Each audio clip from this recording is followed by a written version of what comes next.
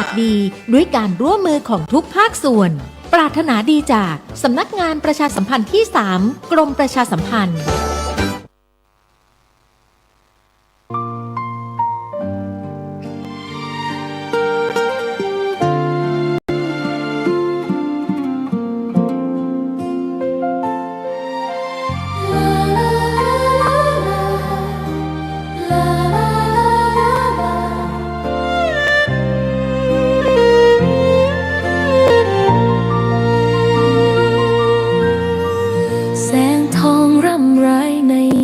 อุตสา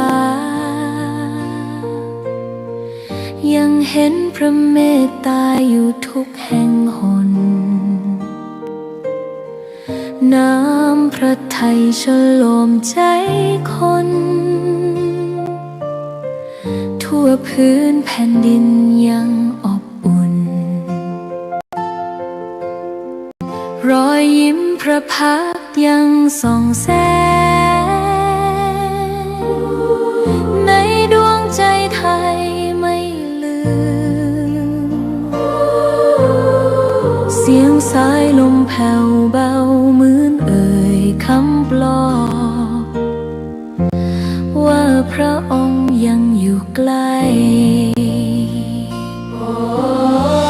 ขอกราบแทบบาทด้วยรักนิรันดร์น้ำตาหลั่งพลันจากใจคน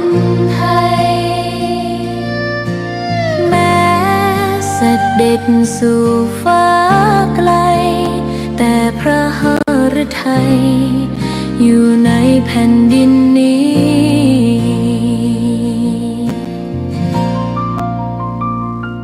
สวนดอกไม้ยังบานดังวันเก่าราวกับเจ้าดอกไม้รู้ว่าพระองค์จากไปแต่กลิ่นหอมยังพัดผ่านใจให้ระลึกถึงพระเมตตาแผ่นดินนี้ยังส่องสว่างด้วยพระคุณอันยิ่งใหญ่ขอเดินตามรอยเท้าแห่งพระแม่ไป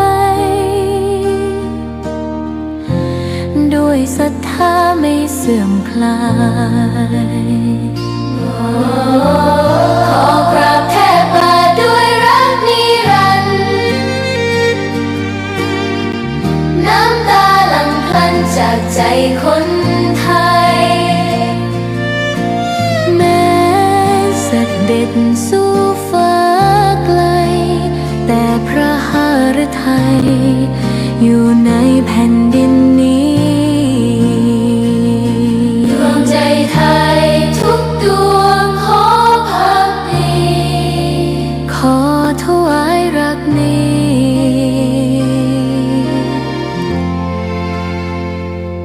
นิรันดร์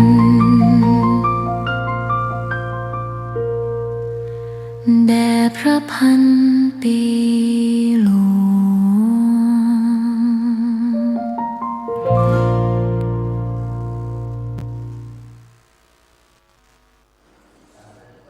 ขอกราบถวายความนอบน้อมแด่พระรัตนตรัยถวายความเคารพ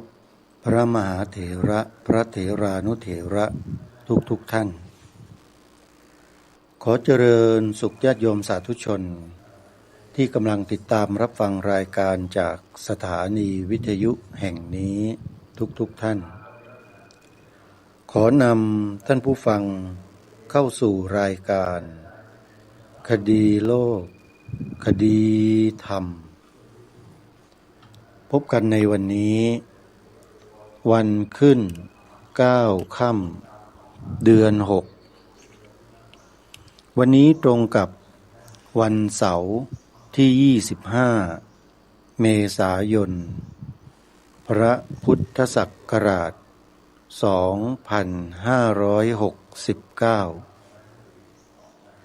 รายการคดีโลกคดีธรรม มาพบกับสาธุชนเป็นประจำทุกวันทางสถานีวิทยุพระพุทธศาสนาแห่งชาติคลื่นต่างๆท่านสามารถติดตามรับฟังรายการนี้ผ่านทางโทรศัพท์มือถือโดยการดาวน์โหลดแอปพลิเคชันที่ชื่อว่าวิทยุพุทธศาสนาทั่วไทยแอปพลิเคชันวิทยุพุทธศาสนาทั่วไทยรวบรวมสถานีวิทยุพระพุทธศาสนาแห่งชาติไว้ในแอปพลิเคชันเดียวกันนี้มากถึง48สถานีที่ท่านผู้ฟังสามารถเลือกรับฟังได้โดยอิสระและสามารถรับฟังได้ตลอด24ชั่วโมงเสียงคมชัดไม่มีสัญญาณใดๆรบกวนเสียงไม่ขาดหายแล้วท่านก็สามารถรับฟังได้หลากหลายมากมายถือว่าเป็นบุญของพวกเราที่เกิดมาในยุคที่เครื่องไม้เครื่องมือทันสมัยแล้วครูบาอาจารย์ของเราก็นำไปใช้เผยแผ่ธรรมะเพื่อให้สาธุชนทั้งหลายได้เข้าถึงกันโดยสะดวกและง่ายมากยิ่งขึ้นสมัยในอดีตเรามีเครื่องรับวิทยุทรานซิสเตอร์เป็นแบบใส่ถ่านไฟฉายตรากบก้อนใหญ่ๆเท่ากับข้อมือหิ้วไปหิ้วมาสมัยนู้นสัญญาณของวิทยุมีไม่กี่ช่องเปิดเพลงชาวไร่ชาวนาเปิดเพลงรักเพลงชอบเพลงหลงขายยาโฆษณาชวนเชื่อเราก็ฟังกันอยู่แค่นั้นนะโยมจะหาสาระที่เป็นประโยชน์ต่อชีวิตเช่นธรรมะต่างๆที่เราจะได้ฟังได้ศึกษาเรียนรู้เรื่องราวของชีวิตของเรานั้นยากเย็นแสนเข็ญจนกระทั่งมีพระสงฆ์รุ่นบุกเบิกที่ใช้สื่อวิทยุกระจายเสียงเป็นเครื่องมือในการถ่ายทอดธรรมะก็ช่างยากเย็นเหลือเกินกว่าจะได้พบได้เจอแต่เมื่อมีพระสงฆ์รุ่นบุกเบิกท่านใช้สื่อวิทยุกระจายเสียงธรรมะออกไปก็ทำให้ประชาชนสนใจและติดตามรับฟังกันเป็นจำนวนมากจนกระทั่งประชาชนทั้งหลายทั้งปวงเหล่านั้นก็เกิดความเลื่อมใสศรัทธาในพระบวรพุทธศาสนากันยิ่งขึ้นเกิดการประพฤติปฏิบัติภาวนาทำสมาธิกันเกรอเต็มไปหมดสมัยก่อนซึ่งถ้าใครเคยติดตามบุคคลในรุ่นปู่รุ่นย่ารุ่นตารุ่นยายรุ่นน้ารุ่นอาที่มีอายุอานาม80-90หรือที่ล่วงลับไปแล้วเราก็จะทราบเป็นอย่างดีเพราะสมัยนั้นคฤหัสถ์ญาติโยมที่เป็นอุบาสกชอบทำสมาธิกันมากฝึกสมาธิกันเป็นปกติพอได้สภาวะอะไรต่างๆถึงจุดหนึ่งก็ทำการอุปสมบทตนเอง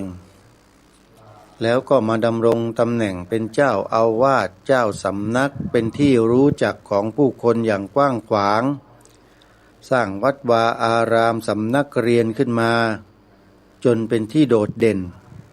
เป็นที่รู้จักอาตมาภาพ ขออภัยท่านผู้ฟังเรากว่าจะได้บุคลากร ขออภัยที่จะมาแสดงธรรม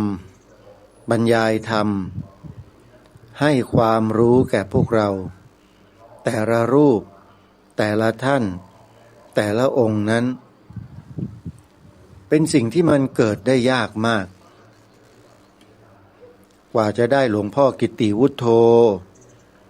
กว่าจะได้หลวงพ่อพุทธทาสภิกขุกว่าจะได้อาจารย์เสถียรโพธินันทะ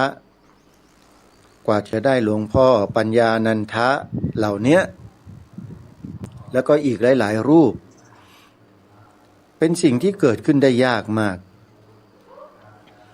และเมื่อเกิดขึ้นแล้วมีขึ้นแล้วก็ทำให้สังคมไทยเรานั้นสงบร่มเย็นและมีความรู้สามารถที่จะต่อสู้กับสิ่งที่ไม่ถูกต้องกันได้มากยิ่งขึ้นสิ่งที่ผิดก็ไม่กล้าที่จะสำแดงฤทธิ์ออกมาตรงๆก็แอบซ่อนอยู่ในสังคมเรานี่แหละถามว่าเราทราบเรารู้ไหมว่าพฤติกรรมแอบซ่อนทำสิ่งไม่ดีให้กับชาติบ้านเมืองที่เป็นไปอยู่ทุกวันนี้เรารู้ไหมพวกเรารู้นะโยมโดยเฉพาะพระสงฆ์เราเนี่ยเป็นผู้รู้ผู้ตื่นผู้เบิกบานพวกมารมันไม่ค่อยชอบมันคอยแต่จะรังควานพระเราอยู่เรื่อยจะไปปฏิบัติจะไปอยู่ในป่าในดงตามคำสอนของพระพุทธเจ้าในยุคนี้ก็ไปอยู่ลำบากมีขวากมีหนามทิ่มตำเท้าอยู่ตลอดเวลาเพราะหนามมันเยอะหนามในที่นี้เป็นข้ออุปมานะโยมจริงๆแล้วมันคือขวากหนามหรือที่เรียกเป็นภาษาทั่วไปว่าอุปสรรคปัญหาพระไม่ได้มีปัญหากับใครนะโยมแต่ใครมักจะมีปัญหากับพระอยู่ตลอดพระท่านประพฤติวัดปฏิบัติตามพระธรรมวินัยอยู่ป่าอยู่ดงก็เป็นไปตามพระวินัยแท้ๆเลยพระพุทธเจ้าทรงสรรเสริญให้พระสงฆ์นู่นโคนไม้นู่นป่าไม้นู่นถ้ำนู่นเงื่อมผานี่คือคำสอนของพระพุทธเจ้านะแต่พอพระสงฆ์จะไปอยู่เป็นไงบ้างล่ะโยมรู้ใช่ไหมว่าเกิดอะไรขึ้นกับพระในยุคปัจจุบันนี่แหละคือปัญหาตัวจริงที่ทำให้พระสงฆ์เราอยู่ป่ากันไม่ได้เพราะฉะนั้นญาติโยมสาธุชนทุกท่านใครก็ตามนะมีลูกสอนลูกมีหลานสอนหลาน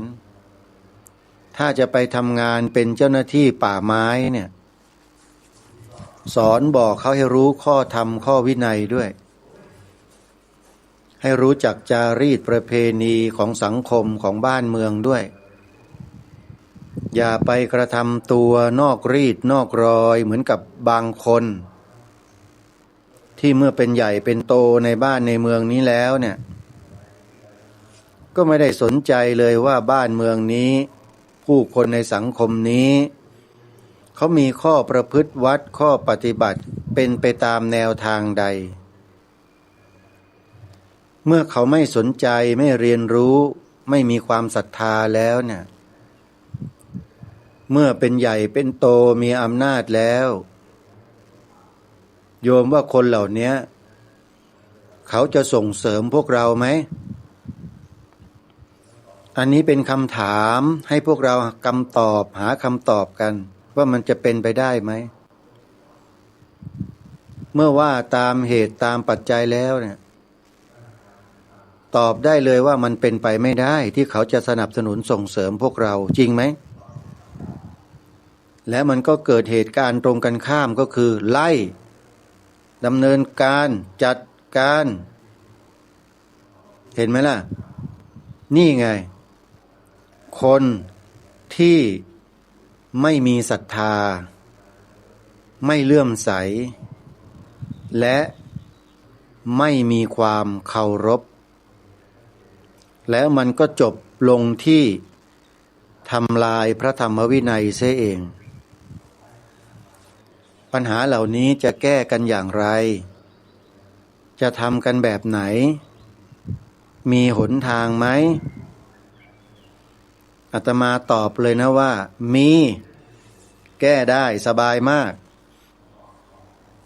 จะไปยากอะไรล่ะก็เอาคนที่มีศรัทธาคนที่มีความรู้มีปัญญาเข้ามาบริหารบ้านเมืองดิทุกวันนี้เราไปเอาใครล่ะไปเลือกใครไปส่งเสริมใครกันล่ะอันนี้แหละก็ต้องพิจารณากันเองนะมันเป็นเรื่องของญาติโยมไม่ใช่เรื่องของพระ ขออภัยญาติโยมต้องไปบริหารไปจัดการกันเองในฐานะที่มีอำนาจหน้าที่มีอำนาจหน้าที่แล้วก็ใช้อำนาจหน้าที่นั้นเนี่ยไปในทางที่ถูกต้องที่เหมาะสม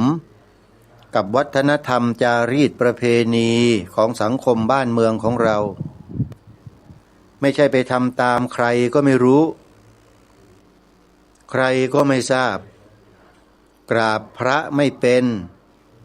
กราบพระไม่ได้ใช้พระสงฆ์ทำนู่นทำนี่เวลามีอะไรต่อมีอะไรก็ไม่สามารถจะมาร่วมกิจกรรมได้ไหว้พระไม่ได้กราบพระไม่ได้บาปคนพวกนี้แหละโยมเมื่อมาบริหารกิจการบ้านเมืองแล้วมันจะเป็นยังไงล่ะบ้านเมืองอ่ะลองคิดดูนะพวกข้าราชการผู้น้อยทั้งหลายมีเจ้านายที่กราบพระไม่ได้เนี่ยไม่เคารพไม่ศรัทธาเลื่อมใสเนี่ยมันคืออะไรกันแน่ใครเป็นคนวางกลยุทธ์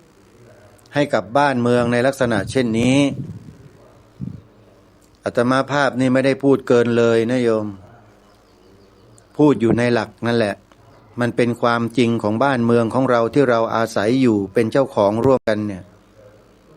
ถ้าไม่พูดแล้วเราจะรู้จะทราบกันไหมว่ามันเกิดอะไรขึ้นจริงๆอาตมาภาพนี่พูดเยอะแล้วนะเนี่ย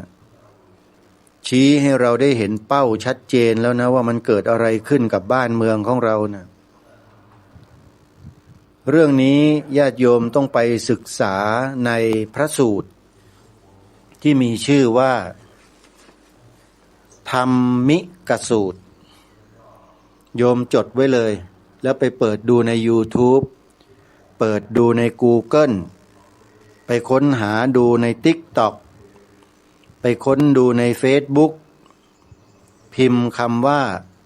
ธรรมิกสูตรทอธงรอเรือสองตัวมอม้าอีกตัวหนึ่งสระอิกอไก่แล้วก็สอเสือสระอูตอเต่ารอเรือธรรมิกสูตรนั่นแหละที่พระสัมมาสัมพุทธเจ้าตรัสแสดงไว้ตรงเป้าเลยโยมบ้านเมืองนี้จะเรืองรุ่งต้องพดุงศาสนาศีลธรรมไม่นำพาศีลธรรมต้องนำพาปวงประชาสุขเจริญถิ่นใดไม่เสริมศาสตร์พังพินาศทำห่างเหินถิ่นนั้นย่อยยับเยินความเจริญบ่อห่อนมีเราต้องการให้บ้านเมืองเราเป็นเช่นนี้ไหมถ้าเราไม่ต้องการเราก็ต้องช่วยกันดูแลส่งเสริมปกป้องคุ้มครองคนดีของบ้านของเมือง ให้ได้มีโอกาสทำหน้าที่ของท่านได้อย่างสะดวกอย่างเต็มที่ไม่ใช่ปล่อยท่านทิ้งพอท่านไปอยู่ในป่าในดงเราก็ไม่ได้สนใจท่านเราก็ไม่ได้ติดตามคอยไปดูแลอุปัฏฐัตถากท่านปล่อยทิ้งอยู่รูปเดียวอย่างเนี้ยรับรองได้ว่ามารมันเขมือบฉิบหายหมดอ่ะมันไม่ปล่อยไว้หรอกโยมตัวอย่างเยอะแยะที่เป็นข่าวเป็นอะไรดังๆกันนะเห็นไหมนั่นน่ะท่านพาศิษยานุศิษย์ไปเริ่มต้นด้วยการรักษาผืนป่านำต้นไม้ไปปลูกไปเพิ่มให้เป็นป่าเป็นอะไรขึ้นมาเป็นดงขึ้นมาหนาแน่นไปหมดเลยต้นไม้เต็มไปหมดสร้างแหล่งน้ำให้อุดมสมบูรณ์สุดท้ายไม่มีใครไปช่วยดูแลท่านปล่อยปละละเลยกันมารมันก็เข้าสิฮะอ้างกฎอย่างนั้นอ้างระเบียบอย่างนี้อะไรต่อไม่อะไรสารพัดที่มันเขียนกันขึ้นมานั่นน่ะแล้วมันก็ไล่ออกจับท่านดำเนินคดีบ้างอะไรบ้างนี่คือสิ่งที่เกิดขึ้นกับบ้านเมืองของเราโยมนะเพราะฉะนั้นเราอย่าทำอะไรรูปหน้าปะจมูกกันเลยมันปกปิดกันไม่อยู่หรอกไอ้พฤติกรรมกับคำพูดเนี่ยถ้ามันสวนทางกันแล้วมันเห็นกันชัดอยู่ละอายกันบ้างสิละอายต่อบาปกันบ้างทำอะไรกันเนี่ยอย่าลุแก่อำนาจกันให้เกินไปนะยมพบาลเนี่ยเขาไม่ได้เข้าข้างคนผิดหรอกนะจะบอกให้นะยมพบาลเขารออยู่ทำอะไรมากๆเข้าไม่ดีมากๆเข้าเนี่ยเดี๋ยวเขาก็เรียกตัวไปแบบง่ายๆเรียกไปแล้วก็ไปจัดการอยู่ในนรกนั่นน่ะแล้วก็อยู่นานแสนนานไม่มีวันได้ผุดได้เกิดเชียวนะขอบอกอันนี้พระสัมมาสัมพุทธเจ้าทรงทราบทรงรู้ทรงเห็นทุกสิ่งทุกอย่างหมดแล้วการเวียนว่ายตายเกิดของสัตว์ทั้งหลายในจักรวาลเนี่ยด้วยอำนาจด้วยเหตุด้วยปัจจัยอะไรท่านทราบท่านรู้หมดแล้วท่านก็นำมาบอกมาสอนพวกเราก็ละชั่วกลัวบาปอยู่กันอย่างสงบร่มเย็นเป็นธรรมไม่เบียดเบียนกันใช้ศีลใช้ธรรมปกครองบ้านเมืองกันอยู่กันอย่างร่มเย็นเป็นสุขมาโดยตลอดแต่หลังจากเปลี่ยนแปลงการปกครองประเทศชาติบ้านเมืองเราเนี่ยมันก็มีแต่ปัญหาตลอดมาไม่เคยหยุดไม่เคยหย่อนคนลุแก่อำนาจของความโลภความโกรธความหลงแก่งแย่งอำนาจแก่งแย่งผลประโยชน์แก่งแย่งตำแหน่งกันด้วยอำนาจของอะไรกันน่ะแย่งกันด้วยอำนาจของอะไรโยมความโลภอยากได้อยากดีอยากมีอยากเป็นทำมันทุกสิ่งทุกอย่างเพื่อให้ได้มาซึ่งอำนาจใช่ไหมยกตัวอย่างให้เห็นชัดๆใช้เงินซื้อเสียงเข้าไปนั่งมีอำนาจแล้วไปทำอะไรกันเห็นชัดหรือยังญาติโยมพูดต้องให้มันชัดเจนแล้วถูกต้องตามสภาวะที่มันเป็นแล้วให้เราเนี่ยเกิดสำนึกกันขึ้นมาบ้างเห็นแก่ชาติบ้านเมืองกันบ้างอย่าเห็นแก่ตัวกันนักเลยพวกเราถ้าเห็นแก่ตัวกันมากๆเนี่ยบ้านเมืองมันจะเดือดร้อนนะและมันเดือดร้อนทุกหย่อมหญ้านะทุกวันนี้ก็เหมือนกันมีคนพยายามทำทุกวิถีทางเพื่อให้คนของตัวเองเนี่ย ขึ้นไปอยู่บนอำนาจมีอำนาจเป็นหัวหน้าส่วนราชการพยายามเหลือเกินทำทุกวิถีทางแล้วเขาก็ทำได้มีคนของเขามาดำรงตำแหน่งเป็นผู้ว่าบ้างนายอำเภอบ้างนายกบ้างหมายถึงนายกอบต.นะกำนันบ้างผู้ใหญ่บ้านบ้างคนเหล่านี้เขาไม่ได้ศรัทธาในพระพุทธศาสนาโยมแต่เขาศรัทธาอะไรก็ไม่รู้กิ้งกือหรือไส้เดือนก็ไม่ทราบอาตมาไม่รู้จริงๆโยมแต่เขาไม่ได้ศรัทธาพระพุทธศาสนาแน่นอนเมื่อเขามาเป็นนายอำเภอเป็นผู้ว่าเป็นหัวหน้าส่วนราชการเป็นแม่ทัพนายกองแล้วอะไรจะเกิดขึ้นทราบไหมโยมถามจริงๆเธอโยมคิดออกวิเคราะห์เป็นไหมว่าเมื่อบ้านเมืองนี้มีคนเหล่านี้มาปกครองบ้านเมืองมากขึ้นบ้านเมืองจะเป็นยังไงเคยคิดพิจารณาเคยค้นคว้าทำการวิจัยกันบ้างหรือไม่ถ้าหากไม่เคยไม่คิดไม่อะไรเลยแต่ต้องการทราบข้อมูลอาตมาก็ขอแนะนำว่าให้ไปเปิดคลิปหนึ่งที่มีกลุ่มคนกลุ่มหนึ่งเขาเอาเยี่ยงอย่างชาวบ้านบางระจันทำงานเพื่อส่วนรวมเพื่อประเทศชาติโดยไม่หวังสิ่งตอบแทนเขามีข้อมูลเหล่านี้เต็มไปหมดเลยเขารู้ด้วยว่าใครไปดำรงตำแหน่งอะไรตรงไหนอยู่อำเภอใดตำบลใดจังหวัดใดเขารู้หมดเพราะเขามีการประสานข้อมูลกันกับหน่วยงานหลายๆหน่วยแล้วเขาก็มีข้อมูลนำมาแฉนำมาเปิดเผยให้คนที่สนใจได้รับรู้รับทราบถ้าใครต้องการทราบข้อมูลเหล่านี้นะติดต่อขอดูข้อมูลได้กับองค์กรปกป้องพระพุทธศาสนาหรืออปพสออ่างปปลาพพานสเสือพยัญชนะไทย4ตัวเป็นอักษรย่อ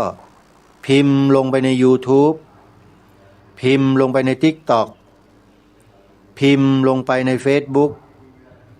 แล้วก็ค้นหาคลิปอะไรทั้งหลายค้นปวงข้อมูลก็จะขึ้นมาให้เราได้อ่านได้ดูได้ฟังกันแล้วเราก็ติดตามข้อมูลจากเขาเหล่านั้นจดเบอร์โทรศัพท์ที่เขาจะขึ้นให้เราเห็นให้เราดูเนี่ยแล้วโทรเข้าไปญาติโยมโทรเข้าไปถามโทรเข้าไปคุยเลยว่าได้ฟังจากรายการคดีโลกคดีธรรมบอกว่าตั้งแต่เปลี่ยนแปลงการปกครองบ้านเมืองมาเนี่ยก็มีกลุ่มคนกลุ่มหนึ่งพยายามจะเข้ามามีอำนาจอยู่ในส่วนราชการของเราทุกหนทุกแห่งทุกตำบลทุกอำเภอทุกจังหวัดจริงไหมเดี๋ยวอปพสเขาจะสาธยายให้พวกเราฟังเหมือนกับสวดพระอภิธรรมเลยกุศลธรรมาอกุศลธรรมาปยากตาธรรมากุศลายสมิงสมะเยว่าไปเรื่อยแล้วเดี๋ยวเราจะได้ฟังแบบเต็มฉบับหรือไม่เต็มฉบับก็แล้วแต่อยู่ที่ท่านผู้ฟังปรารถนาอปพสเขาจัดให้หมดเลยโยมใครอยู่เบื้องหลังการเปลี่ยนแปลงการปกครองของประเทศไทยแล้วทำไมไม่มีใครกล้าแตะแล้วทำไมไม่มีใครกล้าเปิดโปงทำการ์ตูนแอนิเมชัน2475ออกมาก็ไม่เปิดโปงไม่บอกเก็บไว้ทำไม เนี่ยมันน่าสงสัยไหมโยมทำไมไม่เปิดเผยความจริงทั้งหมดว่าใครอยู่เบื้องหลังการยึดอำนาจพระราชอำนาจของรัชกาลที่7แล้วเขาทำอะไรกับพระบรมวงศานุวงศ์อปพส.นี่รู้หมดเลยแล้วเขาวางหมากกับประเทศไทยไว้อย่างไรตั้งแต่วันนั้นมาเนี่ย2475มาเนี่ยโยมเขาวางไว้ยังไงอปพส.รู้โครงสร้างหมดเลยแล้วเขาก็กำลังยื่นเรื่องเพื่อให้เกิดการแก้ไขและป้องกันอะไรหลายๆอย่างที่อปพส.มีข้อมูลเขาก็เดินยื่นเอกสารยื่นข้อมูลหนังสือเหล่านี้ไปให้กับหน่วยงานต่างๆซึ่งทางอปพส.เขาก็รู้ดีว่าหน่วยงานต่างๆเหล่านั้นน่ะมีคนเหล่านี้แหละฝังตัวอยู่ในนั้นแต่อปพส.เขามีวิธีการของเขาอยู่มีแผนว่างั้นเถอะแผน1แผน2แผน3แผน4แผน5เขามีพร้อมหมดเพราะฉะนั้นท่านผู้ฟังสาธุชนทั้งหลายสิ่งที่ปรารภและพูดมาเนี่ยมันเป็นเรื่องความมั่นคงของชาติของพระพุทธศาสนาของพระมหากษัตริย์ของเรานะโยมอย่าเพิ่งเชื่ออาตมาโยมอาจจะมองว่าพระรูปนี้เป็นใครมาจากไหนรู้ได้ไงมาพูดแบบนี้สร้างความแตกแยกหรือเปล่าบางคนคิดแบบนี้จริงๆนะเนี่ยเขาเรียกว่าฟังไม่ได้สับแล้วจับไปกระเดียดคนแบบนี้สมัยโบราณเขาถือว่าเป็นคนที่น่าเกลียดมากๆคือไร้ปัญญาเดาสุ่มเอาเรื่อยๆไม่ศึกษาหาข้อมูลให้รอบด้านซะก่อนอยู่ๆก็โล่งขึ้นมาเลยว่าตำหนิกล่าวหาคนที่เขาทำงานบ้านเมืองที่มันฉิบหายก็เพราะคนพวกนี้แหละโยมจริงๆไอ้มือไม่พายแล้วเอาตีนราน้ำพวกนี้เพราะฉะนั้นพวกเราไม่ต้องไปสนใจใส่ใจกับมันมากนะไอ้พฤติกรรมแบบนั้นเนี่ยเราอย่าไปสนใจมันมากปล่อยมันนะมันจะเป็นยังไงก็ช่างแต่เราต้องเดินข้างหน้าร่วมกันจับไม้ประสานมือกันไว้คือรักและสามัคคีกันไว้โยมอย่าแตกแยกกันเป็นอันขาดขอให้ฟังผู้รู้ผู้ที่เขามีข้อมูลเราก็จะได้รู้ในสิ่งที่เขารู้เหล่านั้นเรียกว่ารู้เท่าเอาไว้กันรู้ทันเอาไว้แก้ ขออภัย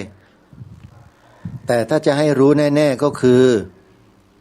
ต้องรู้วิธีการระวังป้องกันไว้แล้วนำไปใช้ให้เป็นประโยชน์อันนี้แหละคือสิ่งที่ทางรายการคดีโลกคดีธรรมย้ำกับท่านผู้ฟังพี่น้องประชาชนคนไทยเรามาโดยตลอดว่าอย่าประมาทนะโยมเรื่องที่ทางรายการรณรงค์ให้พวกเราได้ทำกันเนี่ยเป็นเกราะป้องกันในอนาคตอันยาวไกลอย่างมากเลยนะการที่เราปลูกฝังเด็กเยาวชนที่จะเติบโตเป็นผู้ใหญ่แทนเราในอนาคตให้เขากล่าว2ประโยคนี้จำ2ประโยคนี้เอาไว้ให้เกิดความมั่นคงในใจของเขาเนี่ยเป็นสิ่งที่จำเป็นมากอาตมาภาพอธิบายความอื่นๆมาประกอบเนี่ยไม่ได้เพราะมันเกี่ยวข้องกับตัวบุคคลที่เขาแฝงตัวเข้ามาในระบบของสังคมไทยเราช้านานแล้วและขณะอาตมาภาพผู้รายการอยู่เนี่ยเขาฟังอยู่นะโยมไม่ใช่ว่าเขาไม่ฟังนะเขาติดตามตลอด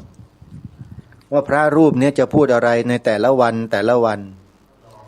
แล้วเขาก็มีทีมงานวิเคราะห์โดยเฉพาะเลยวิเคราะห์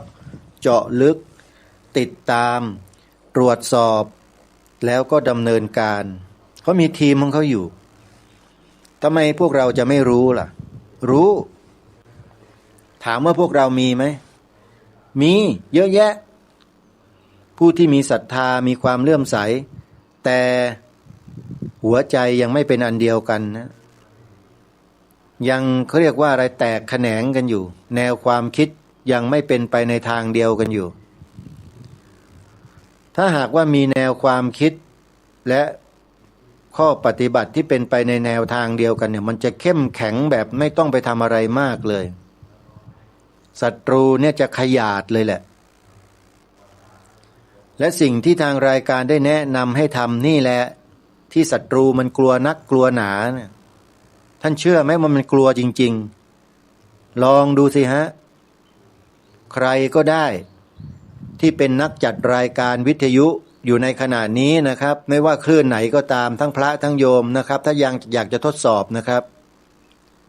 ว่าสิ่งที่ผมรณรงค์ให้พวกเราได้ทำกันเนี่ยพวกศัตรูที่มันแฝงตัวอยู่ในระบบสังคมเนี่ยมันกลัวมากและมันก็เกลียดด้วยมันไม่ต้องการให้เห็นให้ได้ยินให้ได้ฟังให้ใครในสังคมมากล่าวมาพูดกันท่านลองดูก็ได้กล่าวประโยคนี้ออกอากาศดูสิฮะแล้วท่านจะรู้เลยประโยค2ประโยคที่ผมรณรงค์มาโดยตลอดให้พวกเราได้พูดกันเยอะๆบ่อยๆก็คือ1ประโยคที่ว่าพระพุทธศาสนาเป็นศาสนาประจำชาติไทยของเราประโยคที่2สีขาวในธงชาติไทยหมายถึงพระพุทธศาสนาเท่านั้นสิ่งนี้แหละท่านเชื่อไหมที่กลุ่มคนพวกนี้พยายามทำลายล้างมาโดยตลอดกลบเกลื่อนไม่เผยแพร่ปกปิดซ่อนเร้นถ้าหากว่ามีใครเขียนไว้ตรงไหนแม้แต่ในตำราเรียนวิชาพระพุทธศาสนาของเราเนี่ยที่ทำหลักสูตรกันเสร็จแล้วเตรียมจะส่งให้กระทรวงสาธการอนุมัติเผยแพร่สอนเด็กในโรงเรียนมันยังตามไปจี้อธิบดีกรมวิชาการบอกให้ลบออกดูมันสิฮะมันทำได้ถึงขนาดนี้แต่พวกเราก็ยังเฉยนิ่งแล้วยังมาด่าอาตมาอีกว่าอาตมาอีกด้วยที่นำมาเปิดเผยมาบอกความจริงให้ฟังซึ่งมันเป็นภัยต่อความมั่นคงของประเทศแท้ๆด้วยเนี่ยพวกเราเนี่ยมันเป็นกันอย่างนี้แทนที่จะช่วยกันสนับสนุนกันกลับมาทำลายกันเองและไปยกย่องให้กำลังคนพวกนั้นมันโตขึ้นใหญ่ขึ้นบ้าหรือเปล่าพวกเราเนี่ยถามจริงๆเถอะที่ทำกันอย่างนั้นน่ะอย่างอาตมาพูดอยู่ทุกวันเนี่ยก็มีคนมาตำหนิมีคนมาพูดอย่างนู้นอย่างนี้ไม่พอใจบางทีก็หาเรื่องที่จะเล่นงานกล่าวหาใส่ร้ายต่างๆมีนะไม่ใช่ไม่มีเนี่ยไอ้คนประเภทนี้แหละมันคล้ายๆกับ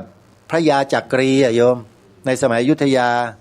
ที่อยุธยาแตกก็เพราะคนพวกนี้แหละโยมนะมันมีอยู่นะทุกยุคทุกสมัยนั่นแหละไอ้พวกที่เปิดประตูเมืองให้ศัตรูเข้ามาบ้านเมืองเนี่ยแล้วก็บ้านเมืองถูกทำลายล้าง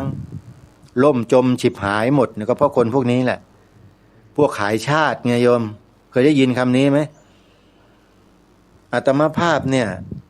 ขอบอกนะว่าในเรื่องส่วนตัวของอาตมาเนี่ยอาตมาไม่ได้สนใจมันหรอกมันจะเป็นยังไงร่างกายสังขารปล่อยมันแต่รักษาจิตรักษาหัวใจให้มันมั่นคงเอาไว้ดุจเสาระเนียดใครจะมาหักมาโค่นมาล้มมาเอ็นไม่ได้จิตใจเราเนี่ยเพราะมันคืออุดมการณ์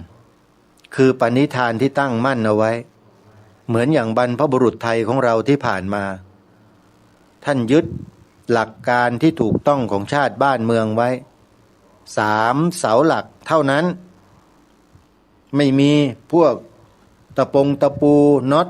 ลวดที่มาเกาะมาเกี่ยวไม่มีท่านไม่เอาเกะกะเสาเดียวเลยโดยเฉพาะเสาศาสนาเนี่ยเสาหลักทั้ง3ของบ้านเมืองเรา ก็คือชาติพระพุทธศาสนาพระมหากษัตริย์เท่านั้นอย่างอื่นไม่มีจะมาเป็นเสาหลักของบ้านเมืองไม่ได้นะเสาหลักของบ้านของเมืองเนี่ยบรรพชนบรรพบุรุษเขากำหนดมาอย่างนี้โดยตลอดไม่เคยขาดสายเลยเป็นพันปี2,000 ปีมาแล้วทีเนี้ยแผ่นดินเนี้ยหลักฐานมีนะใครต้องการจะรู้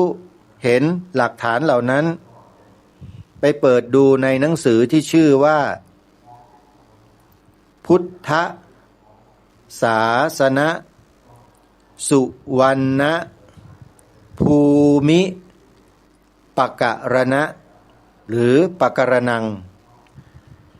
พุทธศาสนสุวรรณภูมิปกรณ์ซึ่งเป็นหนังสือเพียงเล่มเดียวเท่านั้นที่จารึกบันทึกประวัติศาสตร์ของผืนแผ่นดินนี้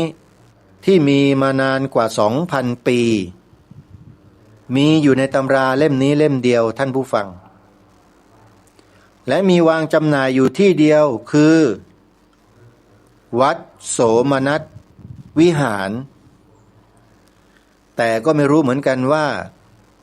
เมื่อมีคนเขารู้มีคนเขาสนใจมากขึ้นจะขยายมาวางจำหน่ายไว้ที่มูลนิธิมหามกุฏราชวิทยาลัยหรือไม่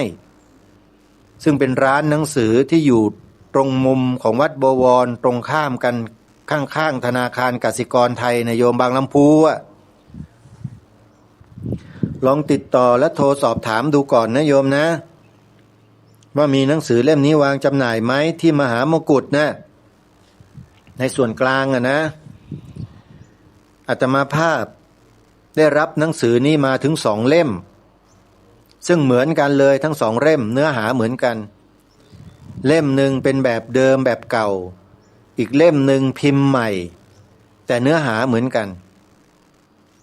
แต่ถ้าหากใครจะเปิดดูในอีบุ๊กถ้าพูดว่าอีบุ๊กเนี่ยญาติโยมที่มีการศึกษามีประสบการณ์ในการใช้คอมพิวเตอร์ก็จะทราบดีว่าอีบุ๊กคืออะไรโยมพิมพ์ชื่อนี้ลงไปใน Google แล้วสังเกตเห็นลิงก์ที่ขึ้นมาหน้า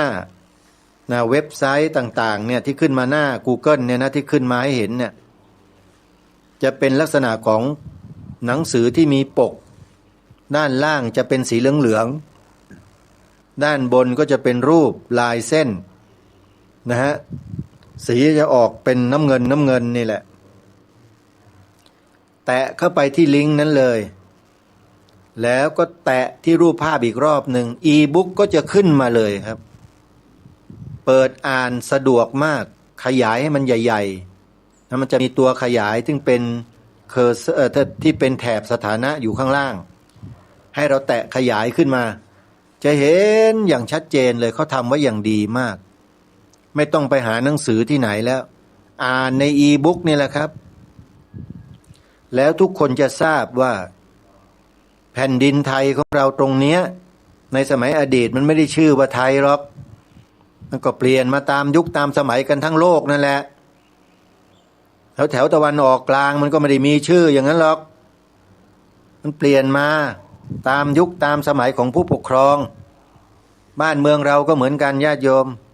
มีที่มาที่ไปชัดเจนท่านเจ้าคุณอ่ำพระราชกวีอ่ำธรรมทัตโตเป็นพระสงฆ์ไทยรูปเดียวที่มีความรู้มีความเข้าใจในภาษาโบราณที่ท่านได้พบได้เจอในแผ่นกระเบื้องจานเมืองคูบัวจังหวัดราชบุรีเมื่อท่านเห็นแล้วอ่านแล้วท่านก็ให้ความสนใจแบบสุดๆเลยตามไปดูถึงแหล่งที่เก็บของแผ่นกระเบื้องจานแล้วก็ขอซื้อชาวบ้านเขาเก็บเอาไว้ไงโยนทิ้งบ้าง เจ้าหน้าที่รถไฟเอาไปถมทำรางรถไฟซิเยอะแยะมากมายเป็นล้านๆแผ่นเลยโยมท่านบอกไว้ในคำนำหนังสือเล่มนี้ว่าเสียดายสุดๆแล้วก็มีอุปสรรคมีปัญหาคนที่อยู่ในอำนาจที่เกี่ยวข้องกับเรื่องโบราณวัตถุโบราณคดีเนี่ยก็ทำอะไรกับท่านหลายอย่างไปดูเถอะในบทคำนำที่ท่านเขียนบอกเอาไว้นั่นน่ะนี่แหละจึงทำให้อาตมาภาพรู้เลยว่าบ้านเมืองเราเนี่ยตั้งแต่เปลี่ยนแปลงการปกครองมาเนี่ยมันถูกวางระบบเอาไว้แบบไหนอย่างไรแล้วให้ดำเนินการอะไรกับประเทศนี้ยังไงเขาทำไว้หมดแต่พวกเราเนี่ยยังไม่รู้กันขนาดอาตมาภาพบอกอย่างนี้แล้วยังไม่เชื่อกันเลยยังว่าอาตมานี่สร้างความแตกแยกเหมือนกับพวกศัตรูที่มันสร้างวาทกรรมอยู่ทุกวันน่ะเราก็ไปว่าตามเขาหาว่าคนที่ทำงานคอยสร้างความแตกแยกสร้างความปั่นป่วนอย่างโน้นอย่างนี้ให้กับสังคมนั่นไปเข้าทางเขาอีกไปเชื่อเขาโยมภาษิตไทยโบราณของบรรพบุรุษเราท่านเขียนเอาไว้บอกเอาไว้เนี่ยลืมกันหมดแล้วหรือที่อาตมาภาพเคยพูดในรายการบ่อยๆว่าหน้าเนื้อใจเสือปากหวานก้นเปรี้ยวมะกอก3 ตะกร้าปลาไม่ถูกลิงหลอกเจ้าเป็นภาษิตไทยโบราณทั้งนั้นที่สอนลูกสอนหลานไทยเราให้ระมัดระวังคนพวกนี้นะอย่าเชื่อง่ายๆอย่าหลงอย่าประมาทแล้วก็สอนให้พวกเราลูกหลานเนี่ยอยู่บนจุดยืนของบรรพชนตัวเองให้ได้อย่าวอกแวกอย่าวอแวอย่าเอ็นเอียงให้มั่นคงในอุดมการณ์ชาติของตนเองเอาไว้จึงเกิดการเรียนการสอนเรื่องสถาบันหลักของชาติทั้ง3 สถาบันมาโดยตลอดในตำราเรียนคือให้ทำรงไว้เทิดทูนไว้รักษาไว้ซึ่งชาติศาสนาพระมหากษัตริย์และคำว่าศาสนาในที่นี้เนี่ยไม่รู้เหมือนกันว่าใครไปย่อให้เหลือแต่ศาสนาไว้อย่างเดียวแต่ไม่ยอมอธิบายความและกำกับเอาไว้ให้มันชัดเจนว่าคือศาสนาอะไรใครเป็นคนทำอาตมาไม่ทราบจริงๆโยมแต่ต้องขอบอกไว้เลยนะว่าการกระทำเยี่ยงเนี้ยมันเป็นการกระทำคล้ายๆกับการกระทำสมัยที่กรุงศรีอยุธยาใกล้จะแตก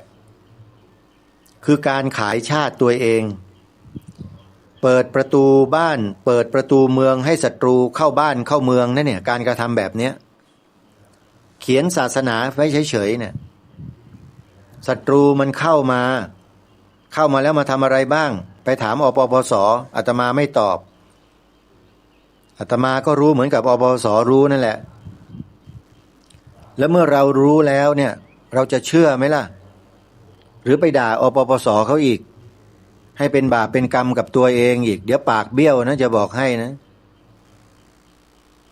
คนที่เขาทำงานเนี่ยเขาทุ่มเททั้งชีวิตเพื่อปกป้องชาติ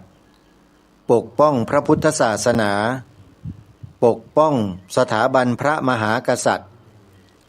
แล้วเราไปด่าเขาไปว่าเขาไปตำหนิเขาเนี่ยมันควรจะเป็นคนไทยต่อไปไหมเนี่ยพวกเราเนี่ยถามจริงๆเถอะควรไหมลองสำนึกดูเองนี่เหมือนกับอาตมาเนี่ยทำรายการผู้รายการอยู่แบบเนี้ยแล้วมาด่ามาตำหนิมาว่าอาตมาเสียดสีกันอยู่บ่อยๆเนี่ยเคยสำนึกว่าตัวเองเป็นคนไทยหรือเปล่าเคยถามตัวเองไหมว่ากูเป็นคนไทยหรือเปล่าวะเนี่ยมาด่าพระด่าสงฆ์เขาทำงานเพื่อชาติบ้านเมืองเพื่อพระพุทธศาสนาเพื่อสถาบันพระมหากษัตริย์อยู่เนี่ยเคยถามตัวเองบ้างไหมเคยตำหนิตัวเองว่าหรือมาตำหนิแต่คนที่เขาทำงานอยู่เพื่อชาติบ้านเมืองแล้วคนอย่างเนี้ย ท่านสาธุชนคนดีทั้งหลายคิดว่าใช้ได้ไหมสมควรที่จะให้อภัยคนพวกนี้ไหมโยมอาตมาภาพไม่ต้องการให้ไปทำอะไรหรอกต้องการให้เราเนี่ยอยู่บนจุดยืนของเราเอาไว้ให้มั่นคงทำตามที่ทางรายการได้แนะนำนี่แหละกล่าวเยอะๆมากๆพูดบอกสอนลูกหลานเราบ่อยๆให้เขากล่าว2ประโยคนี้เอาไว้เรียกว่าปักหมุดลูกหลานเราให้ลงบนผืนแผ่นดินให้มั่นคงเอาไว้อย่าให้ใครมาถอนออกให้เขายืนหยัดอยู่อย่างนี้เหมือนกับที่บรรพชนสอนเราไว้นั่นแหละให้เขากล่าวให้เขาพูดสอนเขาให้รู้จักพูดพระพุทธศาสนาเป็นศาสนาประจำชาติไทยของเราสีขาวในธงชาติไทยหมายถึงพระพุทธศาสนาเท่านั้นขอแค่นี้แหละทำได้ไหมไม่ใช่ทำเพื่ออาตมานะเนี่ยทำเพื่อชาติบ้านเมืองได้ไหมถ้าทุกคนยังนิ่งๆยังเฉยๆอยู่หมายความว่าอะไรคิดว่าตัวเองนั้นเป็นยังไงโยมอาตมาไม่อยากจะพูดคำนี้นะเดี๋ยวโยมจะรับกันไม่ได้อีกเพราะโยมไม่สนใจไม่ทำกันไงทั้งที่ทางรายการย้ำแล้วย้ำอีกว่ากำลังพาให้พวกเราทำเพื่อชาติบ้านเมืองเพื่อพระบวรพุทธ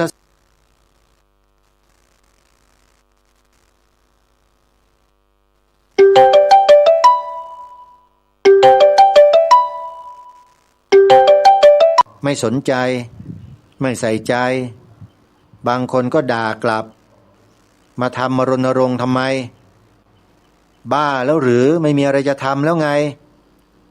บางคนก็มาว่าอาตมาอย่างนี้ก็มีนะโยมก็ลองคิดกันดูแล้วกันนะโยมอาตมาเนี่ย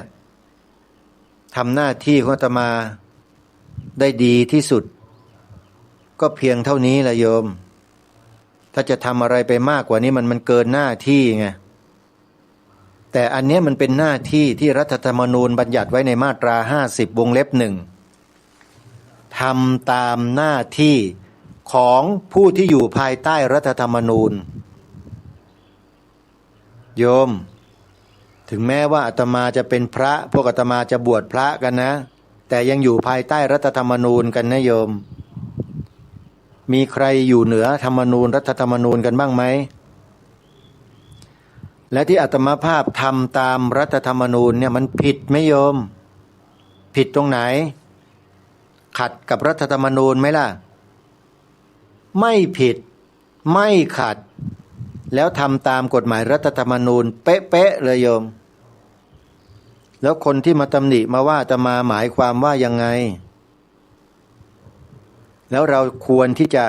ช่วยกันไหมอันนี้ไปคิดนะโยมนะอาตมาภาพก็พยายามจะย้ำในข้อนี้มาโดยตลอดให้เราได้ร่วมด้วยช่วยกันครูบาอาจารย์ของเราถึงแม้จะลาลับจากโลกนี้ไปแล้วท่านทำงานเพื่อพระศาสนาเราก็นำเอาผลงานท่านนั่นแหละมาพิจารณาศึกษาและนำมาปฏิบัติกันให้เป็นโพธิเป็นผลต่อชาติบ้านเมืองกันต่อไปเอาละท่านสาธุชนวันนี้เวลาของรายการหมดซะแล้วอาตมาภาพนั่งจัดรายการอยู่ที่ห้องรับรองภายในวัดป่าจริยธรรมตำบลนาดอกคำอำเภอนาด้วงจังหวัดเลยมาร่วมจัดงานบำเพ็ญกุศลสวดพระอภิธรรมศพเจ้าอาวาสวัดป่าจริยธรรมพระครูจริยสารธรรมหรือท่านนิรุตนิติสาโรท่านประสบอุบัติเหตุบนท้องถนนจนมรณภาพไปเมื่อวันที่18เมษายนที่ผ่านมาศพตั้งบำเพ็ญกุศลวันที่19เมษายนเป็นวันแรกวันนี้23เมษายนจัดงานมาได้วันนี้วันที่5แล้วก็จะเคลื่อนย้ายสรีระศพท่านไปในที่จัดเป็นจิตรกาทานชั่วคราว ที่บริเวณจัดสร้างมหาอุโบสถแล้วก็จะจัดกิจกรรมเทศน์สอดแจ้งในคืนวันที่ 29 วันที่ 30 เมษายนเป็นวันพระราชทานเพลิงศพท่านที่วัดป่าจริยธรรมแห่งนี้เพื่อนๆสหธรรมิกครูบาอาจารย์ที่รู้จักคุ้นเคยท่านทำงานร่วมกันมาญาติโยมที่ศรัทธาก็อย่าลืมเดินทางมาส่งดวงวิญญาณของท่านเป็นครั้งสุดท้ายในวันที่ 30 เมษายนนะโยมนะวันนี้เวลาหมดลงแล้วต้องขอสมมุติยุติรายการไว้แต่เพียงเท่านี้พบกับรายการได้ใหม่ในวันต่อไปขอความสุขความสวัสดีในธรรมแห่งองค์สมเด็จพระบรมศาสดาสัมมาสัมพุทธเจ้าจงปรากฏเกิดมีขึ้นในจิตใจของท่านผู้ฟังทุกท่านทุกคนเทินขอเจริญพร